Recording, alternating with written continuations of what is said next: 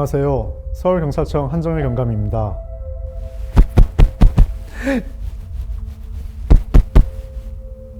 자, 혹시 제가 방금 표현한 것이 어떤 의미인지 알고 계실까요?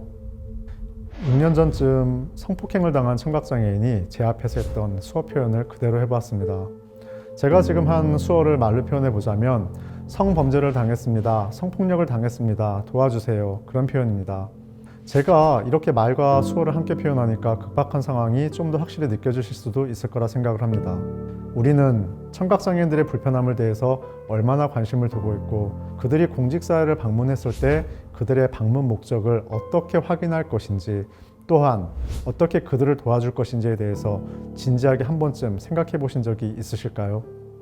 대한민국 5천만 명 인구 중에서 장애인 인구는 250만 명이 넘고 그중 청각장애인은 코시스 기준 36만 명의 높은 비율임에도 불구하고 우리는 그들과 간단한 의사소통을 할 수 있는 기본적인 수어를 그리고 그들이 경찰서 혹은 여러분들의 공직사회를 방문했을 때 그 어떠한 대응 방법도 익히지 못했습니다. 그 당시를 회상해 보면 그렇습니다. 저는 그 여학생에게 여기를 왜 방문했는지 적어보라면서 A4 용지를 주고 액션을 손짓으로 취했고 당시 그 여학생은 손짓 발짓으로 급박한 상황임을 우리에게 전달했습니다. 하지만 자신의 손짓 발짓으로 한 표현들이 우리에게 전혀 전달되지 않음을 깨달은 소녀는 이내 울음을 터뜨리고 말았습니다.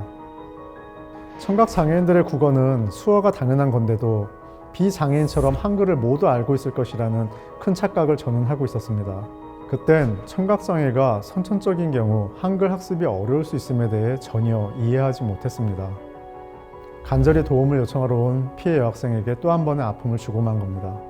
새벽 2시경 그 여학생을 도와주고자 우리는 여러 기관에 연락을 취했고 당시 돌아온 답변은 당직 근무자가 한 명이라 현장에 못 나갑니다. 능통역사는 사전 예약을 해야만 합니다. 라는 등의 답변이 돌아왔을 뿐 사회적 약자를 위한 국가적 시스템은 제대로 작동되지 않았습니다. 사건이 있고 난 뒤 가만히 생각을 해보니 대부분의 청각장애인들은 골든타임을 놓치고 나서야 경찰서를 방문했던 것이 떠올랐습니다. 왜 그랬을까요? 그들의 행동에 우리가 미처 깨닫지 못한 이유가 있을까요? 그들은 우리 경찰이 그들의 언어를 이해하지 못할 것이라는 예단으로 항시 오랜 시간이 지난 뒤에야 능통역사를 동행해서 경찰서를 방문했던 겁니다. 물론 현실 또한 그렇습니다. 그들의 언어는 우리에게는 외국어하고 같고 그 언어를 배워서 현장에서 사용할 수 있는 현직 경찰은 극히 드뭅니다. 그리고 경찰은 청각장애인을 위한 표준조사 매뉴얼, 수화통역 전문경찰, 영상전화기 등 그들의 불시 방문에 대비한 충분한 준비를 갖추고 있지 못하고 있습니다. 이런 이유로 그분들에게 경찰서의 문턱은 굉장히 높았을 겁니다. 우리도 모르는 사이에 그들에게 암묵적 차별을 가한 것은 아니었을까요? 장애는 누구나 가질 수 있고 나 또는 내 가족이 똑같은 상황의 피해자가 될 수 있음에도 말입니다. 저는 이것을 바꾸고 싶었습니다.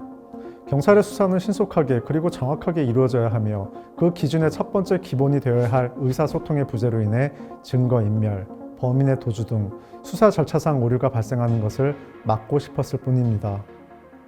그렇게 해서 나오게 된 결과물이 바로 수어 길라잡입니다. 도움을 받기 위해 경찰서를 찾은 청각장애인이 최소한 자신이 처한 위급 상황을 알릴 수 있고 그들의 도움 요청에 신속히 응답할 수 있는 경찰의 매뉴얼이 필요하다고 생각했습니다. 이후 저는 한 회사의 영업사원이라도 된 것처럼 지방자치단체, 유관기관 등을 찾아다니면서 소위 발품을 팔며 한 분 한 분에게 그들을 도와줘야 되겠다라는 제 의사를 설명하고 도움을 요청했습니다. 물론 가용 예산과 인력은 전혀 없었지만 혼자서 열심히 이곳저곳을 동분서주했습니다.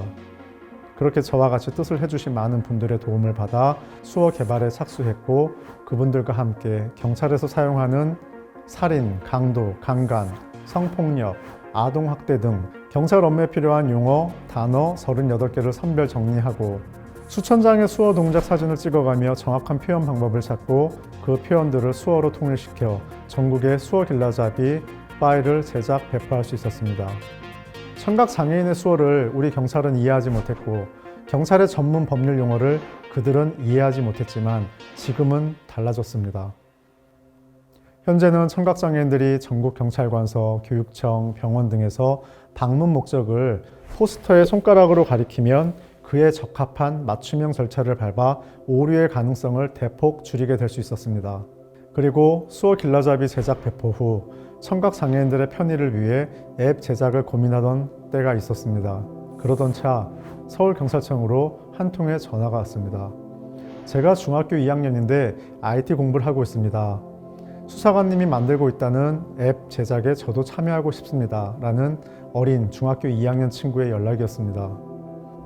그렇게 해서 재능기부 형식으로 어린 소년과 같이 수어 길라잡이 모바일 앱까지 제작, 배포할 수 있게 됩니다. 제 개인의 불편함을 개선하고자 준비했던 이 모든 것들은 결국 사회적 약자를 위한 어린 중학생의 동참으로 이어졌고 평창올림픽, 패럴림픽을 계기로 전 세계에 소개까지 되었습니다. 사실 수어 길라잡이가 언젠가부터 혁신 또는 적극 행정의 사례 중 하나로 불리고 있지만 정확하고 오류 없는 수사를 위해서 제가 제 자신이 좀 더 편하기 위해서 만든 것 뿐입니다. 제 입에서 욕이 나왔고 볼멘 소리가 나온 그 순간을 놓치지 않고 제 불편함을 바꾸기 위해, 개선하기 위해 스스로 노력했고 행동했던 것이 전부였습니다. 많은 장애인분들이 능통역사의 동석하에 저에게 감사 인사를 표했고 사실 가슴 한켠이 찌릿하기도 하고 그들에게 미안한 감정도 많이 차오릅니다. 제 필요에 의해 만들어낸 수어 길라잡이와 모바일 앱은 분명 대단한 정책도 아니었고 특별한 능력이 필요한 것도 아니었습니다. 결과적으로 사회적 약자, 사회적 가치 회복을 위한 혁신의 일환으로 여러분들에게 전달이 된 것 같아 가슴이 두근거립니다. 그리고 앞으로도 제 가슴은 여전히 두근거릴 것 같습니다. 여기서 멈추지 않고 비판적 사고의 눈높이로 제 업무를 들여다보면 분명 또 다른 혁신이 기다리고 있을 것을 이제는 그 누구보다 잘 알고 있기 때문입니다. 체크포인트 하나, 혁신은 우리, 나 자신을 위함이다. 체크포인트 둘, 내 스스로가 불편함을 느낀다면 내가 직접 바꿔라. 체크포인트 셋, 혁신은 내 자리, 내 업무에서부터 시작된다. 지금까지 제 얘기를 듣고 계신 모든 공직자가 이 점은 기억해 주셨으면 좋겠습니다. 정부 혁신이다, 적극 행정이다 라는 이름으로 굳이 마음에도 없는 움직임을 행할 필요는 없습니다.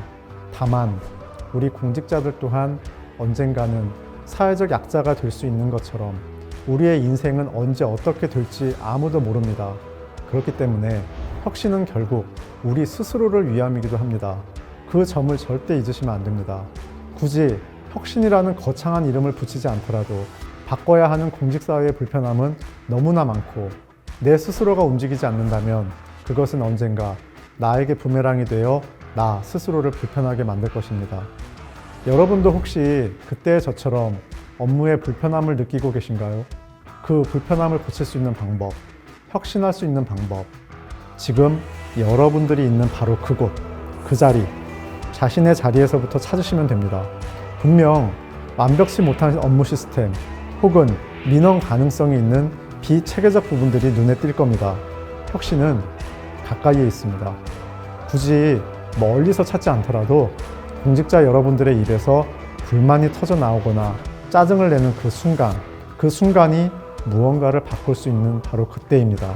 그 순간의 두근거림을 오롯이 느낄 줄 아는 공직자가 되셨으면 좋겠습니다. 가만히 있거나 결과의 실패가 두려워 아무 일도 못하는 공직자가 아닌 문제의식과 사명감을 갖추고 실천할 줄 아는 여러분을 응원하겠습니다.